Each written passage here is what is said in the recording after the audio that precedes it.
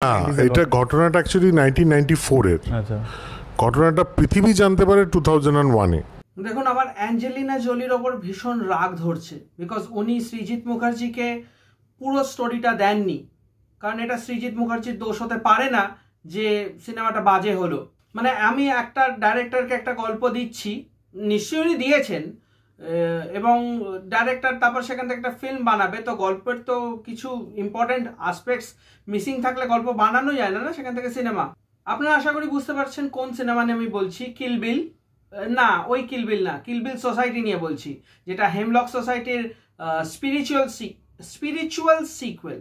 আমার কথা জড়িয়ে যাচ্ছে কারণ আমার কথা হারিয়ে গেছে সিনেমাটা দেখে। আমি এত বক বক করেছি সিনেমাটা দেখার সময়, তারপর আমার পাশে একজন কাপল বসেছিলেন, ওনারা দুজনেই দাঁত মাজেন না, তো গন্ধে আমরা মোটামুটি অজ্ঞান হয়ে যাচ্ছিলাম।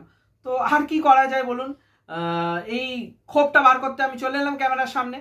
সৃজিত মুখার্জি বড় বড় করে সব জায়গায় স্বীকার করেছেন, উনি অ্যাকনলেজ করেছেন যে অ্যাঞ্জেলিনা জোলির লাইফে যে ইনসিডেন্টটা হয়েছিল, যে she hired a hitman two kill herself, এরকম একটা ঘটনা ঘটেছিল, যেটা 2001-এ বোধহয় মিডিয়ার কাছে আসে, এবং উনি এটা জানতে পারেন 2024-এ, জানতে পেরেই ওটাকে কপি পেস্ট করে দেন। ঘটনাটা অ্যাকচুয়ালি 1994-এর। আচ্ছা, ঘটনাটা পৃথিবী জানতে পারে 2001-এ, এবং আমি জানতে পারি 2025-এ, 24-এ অ্যাকচুয়ালি, হ্যাঁ 2024-এ। আর জানা মাত্র আমি পরমকে ফোন করে, এই শোন, আসলে আমরা 13 বছর ধরেই ভাবছিলাম যে এটা প্লট কি, কোন প্লটে করা যায়, ইত্যাদি ইত্যাদি। সো এইটা টুইটারে, তাও আবার টুইটারে দেখি আমি, then I went read the entire interview and I thought যে বস এ তো দারুণ, মানে এরকম গল্প নেই। অ্যাঞ্জেলিনা জোলির লাইফ স্টোরি থেকে উনি একটা এক্সাম্পল নিয়েছেন যে I hired a hitman to kill myself because I couldn't gather the strength to commit suicide, and এই গল্পটা থেকে উনি একটা সিনেমা বানিয়েছেন। আপনারা যদি ট্রেলার দেখে থাকেন, দ্যাট ইজ দ্য স্টোরি, আর কিছু নেই। এবার স্টোরি নিয়ে যখন বলছি তখন কয়েকটা ভালো আসপেক্ট রয়েছে, সেটা হচ্ছে অ্যাক্টিং খুব ভালো করেছে সবাই, specially Koushani Mukherjee, Parambrata Chatterjee, obviously any time he is good, he was very good, এবং যারা সাপোর্টিং কাস্টে ছিলেন সবাই খুব ভালো অ্যাক্টিং করেছে। ইনফ্যাক্ট আমাদের সন্দীপতা, ও খুব ভালো অ্যাক্টিং করেছে, ওকে যতটুকু রোল দেওয়া হয়েছিল শি ডিড ওয়েল। ইনফ্যাক্ট কয়েকদিন আগে আমি গৃহস্থ দেখেছিলাম রীতা ভরির, তো রীতা ভরি যেহেতু দেয়ার একই টাইমের দুজনেই সেই স্টার জলসার টাইম থেকে উঠে এসছে, তো I can't help but comparing যে সন্দীপতা ডেফিনেটলি আউট পারফর্ম রীতা ভরি। এই অ্যাক্টিং আসপেক্ট বাদ দিলে cinematography, editing, this was good, but that's it. এইখানে ভালো আসপেক্টটা এন্ড হয়ে যাচ্ছে, এবার শুরু হচ্ছে খারাপ আসপেক্ট। আমি খারাপ দিয়ে শুরু করেছিলাম, মাঝখানে ভালোটা বলে দিলাম, বিকজ খারাপ নিয়ে বলে শেষ হবে না। মেন মোদ্দাতে আসি, যেটা হচ্ছে যে মেসেজটার ওপর বেস করে এই ফিল্মটা বানানো হয়েছে, আত্মহত্যা, সুইসাইড, এই টপিকের ওপর বেস করে করা হয়েছে। তো আপনারা যদি ভেবে থাকেন যে না, এই টপিকটাকে কিভাবে ট্রিট করা হয়েছে দেখতে যাব, বা এই টপিক নিয়ে তো ফিল্ম সেরকম হচ্ছে না, একটা সোশ্যাল মেসেজ রয়েছে ফিল্মের মধ্যে, then you will be highly mistaken, because সুইসাইডটাকে একটা জোক বানিয়ে দিয়েছে, পুরো হাস্যকর বানিয়ে দিয়েছে। কন্ট্রাক্ট কিলিং, আত্মহত্যা, মার্ডার, এগুলো একদম জোভিয়াল ট্রিটমেন্ট, জুভেনাইল ট্রিটমেন্ট, এরকম কমিক্যাল ট্রিটমেন্ট আপনি দেখেননি ইদানিং টাইমে। ইনফ্যাক্ট এরকম সিরিয়াস ইস্যুকে এভাবে ট্রিট করাটা I think should be treated as a crime. Music নিয়ে যদি বলা যায়, তাহলে music is highly disappointing. Hemlock সোসাইটির আশেপাশেও আসে না, সেটা আপনারা সবাই যারা গানগুলো শুনেছেন বুঝতেই পেরেছেন। ঠিক আছে, হতে পারে যে সিকুয়েল হিসেবে গানগুলো ম্যাচ করতে পারিনি, গানগুলো আমি ওভারলুক করে গেলাম, ঠিক আছে। বাট যদি আমি ব্যাকগ্রাউন্ড মিউজিক ধরি, তাহলে ব্যাকগ্রাউন্ড মিউজিক কিন্তু বিকট ব্যাকগ্রাউন্ড মিউজিক, মানে এক একটা ক্যারেক্টারকে টিপিক্যাল ব্যাকগ্রাউন্ড মিউজিক কিছু দিয়ে দেওয়া হয়েছে, মানে ওই ক্যারেক্টারটা যখন স্ক্রিনে আসে তার স্পেসিফিক কিছু ব্যাকগ্রাউন্ড মিউজিক বাজে। বিশ্বনাথের ক্যারেক্টার যেটা রয়েছে, he is a contract killer, he is a murderer, okay একটা বাঙালিয়ানা রূপ দেওয়া হয়েছে, খুব কমিক্যাল ক্যারেক্টার, মানে এদিকে মার্ডারও করছে, এদিকে ভাত খেতে খেতে নানান কবিতা বলে, নানান ফিলোসফিক্যাল কথাবার্তা বলে, তো খুব ভালো। তার পেছনে তবলা বাজছে, সানাই বাজছে, পিকট ব্যাকগ্রাউন্ড মিউজিক, মানে কার মাথা দিয়ে এগুলো বেরোয় বুঝি না। একটা সিরিয়াস ইস্যু সিরিয়াসভাবে যখন ট্রিট করছে, যদি এটা পুরোপুরি কমেডিই হতো তাহলে আমি বলবো এটা কমেডি হিসেবে ওয়ার্ক করেনি, বিকজ হাসি সেরকম পাইনি। আর গানগুলোর আরেকটা আসপেক্ট রয়েছে, ফুল লেন্থ গান রয়েছে, হ্যাঁ, মানে গানের কোনো কাটফাট নেই কিছু, একদম 3-4 মিনিটের গান, পুরো সিনেমাতে 3-4 মিনিটের গানগুলোই রয়েছে। আমরা কি দেখি যে গানের কয়েকটা ভার্স থাকে না, ওগুলো বাদ থাকে, ওগুলো আপনি অডিও ট্র্যাকে অন্য কোথাও শুনে নিতে, স্পটিফাই বা ইউটিউব মিউজিকে আপনি শুনে নিতে পারেন। সিনেমাতে একটু কাট করেই রাখা হয় সাধারণত, to keep the narrative crisp. এখানে ন্যারেটিভই তো নেই, স্টোরিই নেই। দেয়ার আর ইনস্টেন্সেস যেখানে গাড়িতে করে পরমব্রত মানে মৃত্যুঞ্জয় কর আর কৌশানী এরা দুজন গাড়ি চালিয়ে যাচ্ছে, পুরো কলকাতা দিয়ে ট্রাভেল করছে, পরমব্রত গান গেয়ে গিয়ে শোনাচ্ছে এবং গানটা হচ্ছে, ফুল গানটা প্লে হলো, ফুল, আর কিছু ন্যারেটিভই নেই।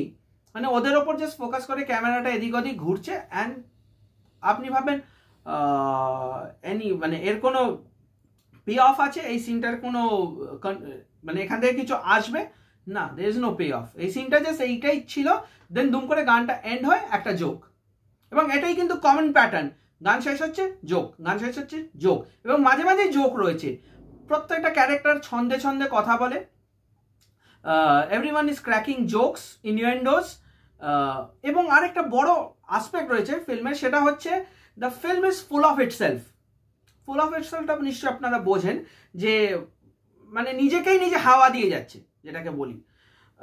প্রথম ওপেনিং শটেই রয়েছে সৃজিত মুখার্জিকেই দেখানো হয়ে গেল, উনি ডিরেক্টর, উনি কৌশানের director, she gets an award, ঠিক আছে, সেলফ পোস্টিং, ওখানে ওনার নামও সৃজিত চলে গেল, যদিও সৃজিত নামটা কিন্তু সাবটাইটেলে ছিল, রেনুদা কি একটা দা বললো, মুখে অন্য কোনো একটা নাম বলেছে, এটা গেল। তারপর there definite call back to Hemlock society, কোয়েলের ক্যারেক্টার, সবগুলোতে কল ব্যাক রয়েছে। তারপর আপনার শিবপ্রসাদ নন্দিতা, এদের ফিল্মের হামি, তারপর টনিক, প্রজাপতি, নানান ফিল্মের কল ব্যাক রয়েছে। তো আপনার মনে হবে ফিল্মটা স্টোরির থেকে বেশি সৃজিত মুখার্জি আনএমপ্লয়মেন্ট যোজনা বললে ভালো হতো, যে এখানে শুধু নিজের ইন্ডাস্ট্রির সবাই নিজেরটা চেটেছে। কি চেটেছে আমি বললাম না, আশা করি আপনি বুঝতে পেরেছেন। এবং কিছু কিছু শট আছে যেগুলো they just keep lingering on, কৌশানীর মুখের ওপরে ফোকাস করে এমনভাবে, আপনি ভাবেন শটটা ঠিক আছে, মুখের উপর ফোকাস করতেই পারে, ক্লোজ আপ শট কিছুক্ষণ নিল, বাট আপনি টাইম ডিউরেশন দেখে বুঝবেন বেশ কয়েক সেকেন্ড মুখের ওপর থেকেই গেল। মনে হবে ভাই আপনি কি দেখাতে চাইছেন যে কৌশানী মুখার্জি মুখে ভ্যাকসিন করেছে, না ওর মুখে লোম আছে, নাকি মুখে ফ্রেকেলস আছে? আমি ওটাতে তো ইন্টারেস্টেড নই। সৃজিত মুখার্জি ডেফিনেটলি ইন্টারেস্টেড ছিলেন, বিকজ উনি কৌশানীর মুখে আটকেই গেছিলেন। এরকম একটা শট না, অনেকগুলো শট আছে যেগুলোতে জাস্ট ক্যামেরা দাঁড়িয়ে রয়েছে, কিছু হচ্ছে না। ইমোশনাল বিল্ড আপ, মানে ইমোশন নিয়ে খেলতে Srijit Mukherjee I don't think পারেন। দেখুন এক একটা ডিরেক্টর এক একটা কিন্তু স্ট্রেংথ থাকে, যেরকম সঞ্জয় লীলা বনসালি, ওনার সেট ডিজাইন গ্র্যান্ডিওর, এটাই হচ্ছে ওনার ইউএসপি, সবাই জানে। রাজকুমার হিরানি, এনার কমিক টাইমিং, সোশ্যাল স্যাটায়ার, এইগুলো নিয়ে উনি কাজ করেন। তো অনুরাগ কাশ্যপ, ওরে বাবা ফ্যান্টাস্টিক ডিরেক্টর। এবার সৃজিত মুখার্জির একটা টিপিক্যাল স্টাইল ছিল, I refer to it in past tense, because আমরা ওনার দশম অবতারও দেখেছি, ভালো লেগেছে, অনেকের ভালো লাগেনি সেটাও বুঝতে পারছি, বাট ওনার খারাপ কাজটা যখন ভালো লেগেছে তখন এই কাজটা কেন এতভাবে বাজে লাগলো, সেটার কারণ হচ্ছে he has freaking taken the audience for granted. Boss, you are not the best, you are not the greatest. আমি একটা বড় রিভিউয়ারের চ্যানেলে ওনার ইন্টারভিউ দেখলাম, মানুষটা ঠিক করে বসতে শেখেনি, এত বড় অসভ্য ইতর লোক একটা, উনি পা ফাঁক করে শুয়ে পড়েছেন সোফার ওপরে। This is the scenario here. এখানে এই অবস্থা, উনি ইন্টারভিউ দিতে গিয়ে মানুষকে মানুষ মনে করেন না, তো অডিয়েন্সকে কি মানুষ মনে করেন? মানি প্রিন্টিং মেশিন। আমরা ওনার জাস্ট ক্যাশ গ্র্যাবিং অপশন। হলে তো যাবে, যা ইচ্ছে বানাবো, হেগে ভাসাবো, লোক তাও দেখতে আসবে না সৃজিত মুখার্জি, আসবে না।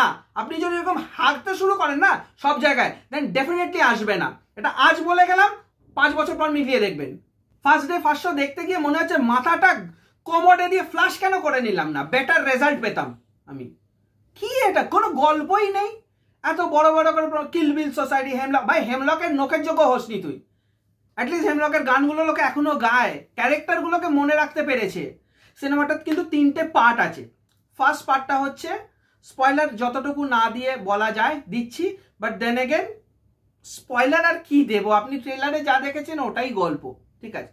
যাই হোক, সিনেমা 3টে পার্ট আছে। প্রথম পার্টটা হচ্ছে টিল যখন কৌশানীর পুরো লাইফে একটা যেরকম ঘটনা ঘটলো, তারপরে যখন পরমব্রত এলো কন্ট্রাক্ট কিলার হিসেবে কিল বিল সোসাইটি থেকে, এটা হচ্ছে ফার্স্ট পার্ট। সেকেন্ড পার্ট হলো যখন একটা রিভিলেশন হলো বা সামথিং হ্যাপেন্স, একটা ইমোশনাল টার্ন রাউন্ড হলো, এটা হচ্ছে সেকেন্ড পার্ট। থার্ড পার্ট হচ্ছে মানে পোস্ট ক্রেডিটের মতো ধরতে পারেন, এটা পোস্ট ক্রেডিটই, বাট পোস্ট ক্রেডিটে রাখেনি। এটা হচ্ছে যখন কৌশানী মুখার্জি, ওনার ক্যারেক্টারটা, she tax over this institute, যে উনিও এটাতে যোগদান করলেন, উনিও এটাকে লিড করতে আরম্ভ করে দিলেন। কিল বিল সোসাইটি না, হেমলক সোসাইটি। তো হ্যাঁ, definitely call back and reference রয়েছে টু দ্য ফার্স্ট ওয়ান। মানে একদমই এটা সেকেন্ড স্পিরিচুয়াল সিকুয়েল নয়, এটা পুরোপুরি সিকুয়েল, এটা বোঝাই যাচ্ছে। তো 3টে পার্ট যে রয়েছে, 3টে পার্ট না জগা খিচুড়ি। 3টে পার্টে কোনোভাবেই কোনোটাকে ইম্পর্টেন্স দেওয়া হয়নি। যে পার্টে সাসপেন্স, ড্রামা, থ্রিল রাখা উচিত ছিল, সেখানে শুধু গান দিয়ে গেঁজানো রয়েছে, ক্যাচানো রয়েছে, জোর করে টেনেছে। যেখানে ইমোশনাল পে অফের দরকার ছিল, যেখানে ইমোশনটা দেখাতে হতো, কোনোভাবে ইমোশনটা ফোটাতে পারেনি। এরকম একটা সিন রয়েছে যেটা হিল স্টেশনে শ্যুট করা রয়েছে, হট টাবে একটা সিন রয়েছে, আমি আর এর থেকে বেশি ডিটেলে বলবো না। ওই সিনটা এত ভালো ইমোশনালি ফোটানো যেত, পারেনি। He chose to end that scene and simply go to another scene, যেটা থার্ড অ্যাক্টে চলে গেল, থার্ড পার্টে চলে গেল। সেখানে আবার জিনিসটাকে লাইট হার্টেড করে দিল, সিরিয়াসনেস আনতেই চায়নি ডিরেক্টর। মনে হচ্ছে বস এটা জোক। আমি জানি না ওনার ফ্যামিলিতে কেউ এরকম অঘটনের শিকার হয়েছেন কিনা, ওনার কোনো চেনা পরিচিত কোনো বন্ধু বান্ধব এরকম সিচুয়েশন দিয়ে গেছেন কিনা, ডিপ্রেশন দিয়ে কেউ ভুগছেন কিনা। But dear sir, suicide and mental depression and mental illness is not a joke. You should stop treating it as one. আপনার এই ম্যাটারটাকে সিরিয়াসলি ট্রিট করা উচিত ছিল। You have the power, you have the authority, you have the money, you have the freaking resources. আপনারা যদি না করেন তাহলে আমরা কি করব? আচ্ছা, ফিল্মে কিন্তু অনেকগুলো জায়গায় গালাগালের ব্যবহার রয়েছে, গালাগালি দিয়েছে ক্যারেক্টাররা, এবং অদ্ভুতভাবে ইংলিশে যখন তারা স্ল্যাং ইউজ করছে, গালাগালি দিচ্ছে, ইংলিশে কিন্তু ওটাকে বিপ করে দেওয়া হচ্ছে, ঠিক আছে, ইটস বিন সেন্সার্ড। বাট যখন বাংলায় দিচ্ছে তখন ওটাকে আর সেন্সার করেনি। আমি বুঝলাম না মানে এটার মানেটা কি, ইংলিশের গালাগালিটা গালাগালি, বাংলাটা নয়। যাই হোক, এটা গেল একটা টেকনিক্যাল অ্যাসপেক্ট যেটা আমার চোখে পড়েছে। এবং সেকেন্ডলি, গালাগালি দেওয়াটা সবার ওই বাস কি বাত নয়, একদম সত্যি কথা। গালাগালি দিতে গেলেও গালাগালি দেওয়াটাও একটা আর্ট, ঠিক আছে, খুব বাজে আর্ট যদিও। বাট যে গালাগালি দিতে পারে না তাকে দিয়ে আপনি যদি গালাগালি দেওয়ান, স্ক্রিপ্টের খাতিরে আপনি দেওয়ালেন, সে কিন্তু খুব অদ্ভুতভাবে গালাগালিটা দেবে এবং শুনতে আপনার কানে লাগবে, বুঝবেন যে এ ঠিক গালাগালিতে অভ্যস্ত নয়। এখানেও তাই হয়েছে। এরা যখন গালাগালিগুলো দিচ্ছে বাংলায়, পরমব্রত যখন দিচ্ছে, it's sounding natural, you can understand যে ও দেয় অভ্যস্ত।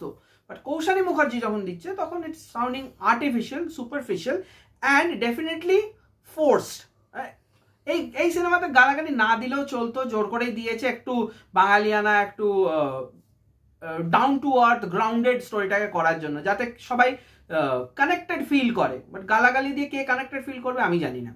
আচ্ছা, স্টোরির কিন্তু একদম গোড়ায় গলদ আছে কিছু। সেটা হচ্ছে যখন উনি বলেছেন যে অ্যাঞ্জেলিনা জোলির স্টোরি থেকে নিয়ে ইন্সপায়ার হয়েছে, আপনারা কিন্তু ভুলেও ভাববেন না দয়া করে যে অ্যাঞ্জেলিনা জোলির MMS লিক হয়েছিল বলে উনি সুইসাইড করতে গেছিলেন, এরকম কিন্তু ঘটেনি। এটা কিন্তু হয়তো একটা বাজে মেসেজ হিসেবে লোকের কাছে পৌঁছাতে পারে না, ওনার সাথে এরকম কিছু হয়নি। She was undergoing lot of mental pressure and depression, she was undergoing medication, অনেক কিছু আপস অ্যান্ড ডাউন ছিল। ওনার ফ্যামিলিতে বাবা মার ডিভোর্স ছিল, সেটার জন্য ওনার আপব্রিঙ্গিংয়ে প্রবলেম ছিল। এগুলো সব উইকিপিডিয়া রয়েছে, এগুলো কোনো গোপন তথ্য নয়। তো এইটা কিন্তু ওনার স্টোরি নয়। এখানে যে স্টোরিটা দেখানো হয়েছে, যে একটা MMS বা ইন্টিমেট ভিডিও লিক হয়ে যায় বা লিক করানো হয়, সেটার জন্য কৌশানী মুখার্জির character, she goes into depression and she decides to kill herself. যে she can't kill herself, so she hire someone যাকে দিয়ে ও নিজেকে মারবে। এবার আপনি যদি 2025-এ দাঁড়িয়ে এই বেসিসটা দেখেন না, এই অরিজিনটা স্টোরির, then it would sound really weak, because কেউ এই বেসিসে কিন্তু সুইসাইড করে না, এটা কিন্তু সত্যি কথা। আমরা যতজনকে দেখেছি যারা যাদের এরকম MMS বা ইন্টিমেট ভিডিও লিক হয়েছিল, ধরুন দুটো এক্সাম্পল আমি দিতে পারি, Riya Sen, অস্মিত Patel and Kim Kardashian, এদের ইন্টিমেট ভিডিও লিক হয়েছিল, সবাই জানে, it's all over the place, ভিডিওগুলো পেলে আপনি দেখে নিতে পারেন, it's not a hidden matter. এরা কিন্তু কোনোদিন ডিপ্রেশনে যায়নি, ইনফ্যাক্ট আপনি এটা বরঞ্চ অ্যাডভোকেট করতে পারেন যে they did it themselves to get fame. তো আজ অবধি আপনি আশেপাশে যতজনকে দেখেছেন MMS লিক ইন্টেনশনালি হয় 90% কেসে, 10% কেসে খুব আনফর্চুনেট, খুব অভাগা লোকজনেরই এটা হয়, এবং অবভিয়াসলি দে শুডন্ট সাফার, তাদের সাথে এটা হওয়া উচিত না। বাট 90% ক্ষেত্রে যখন এইরকমভাবে মানে তারা ইন্টেনশনালি লিক করে, তারা কিন্তু এটা টিকিট টু ফেম, তাদের 30 সেকেন্ডস অফ 60 সেকেন্ডস অফ ফেমের জন্য তারা এটা করে। তো সেখানে বাস তারা এরকম এতে কেন ডিপ্রেশনে কেন চলে যাবে? যদিও বা সে আত্মহত্যা করতে যায়, তার জন্য তার যা সোশ্যাল ব্যাকল্যাশ দরকার, মানে সোশ্যাল যে তার এগেনস্টে যে ধরুন তাকে বয়কট করা হবে, তাকে ক্যান্সেল কালচারে ক্যান্সেল করে দেওয়া হবে, তাকে সাইডলাইন করে দেওয়া হবে, পুরো এক ঘরে করে দেওয়া হবে, তার হাত থেকে কাজ চলে যাবে, বন্ধু বান্ধব মিশবে না, ফ্যামিলি লোক ডিসওন করবে, এইগুলো কিন্তু খুব মানে ছোট্ট করে দেখানো হয়েছে, খুবই ছোট্ট করে, মানে উইদিন 5-10 মিনিটস এই মেন্টাল টার্ময়েলটা ওয়াজ ওভার। এটা দেখিয়ে দিয়ে দেন দে মুভড অন, যে হ্যাঁ আমাদের অন্তরীপ কি নাম ছিল ভুলে গেছি, যাই হোক পরমব্রতর যে ক্যারেক্টারটা, ওকে যখন কন্ট্রাক্ট কিলিং এর দায়িত্বটা দেবে, তো এই মাঝখানের ফেসটা কিন্তু খুবই ছোট, মেন্টাল প্রেশার, মেন্টাল ডিপ্রেশন, হ্যানা ত্যানা যত রকম জিনিসপত্র ছিল, এটা কিন্তু আর দেখানোই হয়নি, ডিরেক্টর এখানে স্টে করেনি, simply move on to the next plot. মানে বেসিক্যালি বোঝাই যাচ্ছিল পরমব্রতকে ইন্ট্রোডিউস না করে সিনেমা চলছে না, তো পরমব্রতকে যত তাড়াতাড়ি পেরেছে ভাই আয় সিনেমাটা বাঁচা, এবং থ্যাঙ্কফুলি পরমব্রত আর কৌশানী মুখার্জি এদের অ্যাক্টিং দিয়েই সিনেমাটা টেনেছেন। বাকি সৃজিত মুখার্জি, আরেকটা জিনিস আমি অ্যাড করতে চাই, এটা কিন্তু বর্ডার লাইন স্পয়লার হয়ে যেতে পারে, তো যদি কারোর এটা শোনার ইচ্ছে না থাকে আপনারা স্কিপ করতে পারেন, ভিডিওটা এখানে এন্ড করে দিতে পারে, দেখে এসে দেন ইউ ক্যান রিজিউম। সেটা হচ্ছে আপনারা সবাই আশা করি আনন্দ বা কল হো না হো এই সিনেমাগুলো দেখেছেন, তো এরকম একটা আসপেক্ট রয়েছে সিনেমাতে, আমি বেশি ডিটেলে বলবো না, যে মানে I am going to give you my life and make you happy and go away, ঠিক আছে, গো অ্যাওয়ে কোথায় গো অ্যাওয়ে সেসব আর গেলাম না ডিটেলে, বাট এরকম একটা আসপেক্ট রয়েছে। আনন্দ দেখে যেরকম ভাবে আপনাদের চোখ দিয়ে জল বেরিয়েছে, কাল হো না হো যেরকম দেখে চোখ দিয়ে জল বেরিয়েছে, এখান দিয়ে কিন্তু কোথা দিয়ে কি বেরোবে আমি বলতে পারি না, আমি এটা গ্যারান্টি নিতে পারবো না। সৃজিত মুখার্জি নিজে কি করে নিয়েছেন গ্যারান্টিটা জানি না, উনি কি ইমোশন লিখতে পারেন না, হয় এক একটা ডাইরেক্টরের কিন্তু এরকম কিছু ফ্লস থাকে, যেরকম আমি শুনেছি এবং পার্সোনালি আমি দেখেছি যে JK Rowling is not good with romance, মানে জেকে রোলিং ঠিক রোম্যান্সটা লিখতে পারেন না, যে কারণে হারমাইনির সাথে কি করে রনের মিল হলো এবং হ্যারির সাথে কি করে জিনির মিল হলো, এটা নিয়ে অনেকেরই ডাউট এখন অবধি থেকে গেছে এত বছর পরেও, যে they didn't look like a couple. তো উনি লিখতে ওটা ভালো করে পারেন না, শি কান্ট রাইট দ্যাট, হতেই পারে, Agatha Christie writes good crime thriller, সেখানে আই ডোন্ট নো, আমি ওনার সিনেমা এত ডিটেলে দেখিনি যতটা এখন দেখছি, বাট আমার মনে হয় উনি ইমোশনস লিখতে পারেন না ভালো করে, ওই জন্য এইখানে ক্যারেক্টার কে মরলো কে বাঁচলো, you will give a shit, you will not care about them at all. দুর্ভাগ্যবশত আমার কাছে কোনো রিমোট ছিল না, কারণ আমার মনে হচ্ছিল কিছু কিছু জায়গা এতক্ষণই থাকছে এগিয়ে নিয়ে যাই, কারণ এতটাই বোর করে দিয়েছিল। তো যাই হোক, যেভাবে দেখে নিলাম। অন দ্যাট নোট একটা জিনিস বলতে চাই, ওনাদের বোধহয় টিম থেকে কেউ এসেছিল, আমি দেখেছিলাম সাউথ সিটি আইনক্সে, স্ক্রিন 5 11:25 শো। সো একটা জিনিস বলতে চাই, যারা এই ফার্স্ট ডে ফার্স্ট শোতে বিটস কালেক্ট করতে আসেন, পাবলিক ওপিনিয়ন কালেক্ট করতে আসেন, দেখুন পাবলিক কিন্তু টাকা দিয়ে দেখছে, এই যে আমি রিভিউটা করছি, you are not force to watch this, আপনার যদি ভিডিওটা ভালো লাগে আপনি দেখবেন, না ভালো লাগলে আপনি ক্লিক করবেনই না, তাই না? আপনাকে তো জোর করে কেউ মাথায় বন্দুক ঠেকিয়ে বলছে না যে আপনি ওকে দেখতেই হবে ভিডিওটা, তো অডিয়েন্সও তো নিজের টাকা দিয়ে সিনেমা দেখতে যাচ্ছে। লাস্ট 25 মিনিট ওনারা পুরো সিনেমা হলের দরজা খুলে রেখে দিয়ে নিজেরা ক্যামেরা নিয়ে দাঁড়িয়ে রয়েছে অডিয়েন্স রিয়াকশন দেখার জন্য। ভাই কি করবে অডিয়েন্স? অডিয়েন্স নাচবে না, এটা তো নাচ গানের সিনেমা নয় যে অডিয়েন্স জামা খুলে নাচবে, এ বজরঙ্গি ভাইজান এসছে, এসব তো হবে না। তো আপনি কি দেখবেন? এমনি তো হল মোটামুটি 50% মতো বুক ছিল, 50 to 40% মতো বুক ছিল, ফার্স্ট ডে ফার্স্ট শো হিসেবে। হাউস সিটি ওটাই ফার্স্ট শো ছিল। তো আপনারা এগুলো করবেন না, আপনাদের যা ওপিনিয়ন যা নেওয়ার হয় হলের বাইরে গিয়ে নিন না। হল ভিজিট করতে আসছেন সেই বীর পাহাড়িয়ার মতো হয়ে গেল, জোর করে নাচতে বাধ্য করবেন, ঠিক আছে। ইনফ্যাক্ট আমি অবজেক্টও করি, আমি আর আমার ওয়াইফ বলি যে আপনারা দরজাটা প্লিজ বন্ধ করে দিন, বিকজ দেখতে অসুবিধা হচ্ছে। They didn't give a rat's ass কি ভেতরে কে কি বলছে, বিকজ অ্যাজ ইফ ফ্রিতে দেখছি আমরা। So don't do this. যে কোনো হাউস থেকে আপনারা হন, বাইরে দাঁড়িয়ে আপনার ওপিনিয়ন নিন না। যারা ইচ্ছুক তারা 1 ঘন্টা ধরে আপনাদের সাথে বকবক করবে। তো আজকের ভিডিওটা এখানেই আমি শেষ করছি। আমি আপনাদের হোস্ট টম থ্রাশ, আপনারা দেখছিলেন থ্রাশ আওয়ার। তো যদি ভিডিওটা আপনাদের ভালো লেগে থাকে তাহলে একটা লাইক, শেয়ার আর সাবস্ক্রাইব ডেফিনেটলি করে দেবেন। আর আপনাদের কোনো ওপিনিয়ন, সাজেশন বা রিকোয়েস্ট থাকলে কমেন্ট বক্সে নিশ্চয়ই জানাবেন। This is not a paid review, I have not been paid, I am not bias. আমি কোনো হাউসে বিলং করি না। আমি as an audience, as a layman, আমার যেটা ভালো লেগেছে, যেটা ভালো লাগেনি, আমি সেটা বলেছি। তো দেখা হচ্ছে পরের ভিডিওতে। ততক্ষণ